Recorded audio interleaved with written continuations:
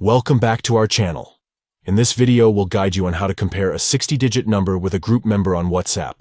Let's get started. Step 1. Open WhatsApp on your Android device. Look for the green icon with a white phone inside. Step 2. Tap your group. This is the group where you want to compare the 60-digit number. Step 3. Tap the three dots at the top right of the screen. This will open the Group Options menu. Step 4. From the menu, select Group Info. This will take you to the group settings. Step 5. Scroll down and under Members, tap on a member. Choose the member whose security code you want to verify. Step 6. Tap Verify Security Code. This will allow you to compare the 60-digit number. Step 7.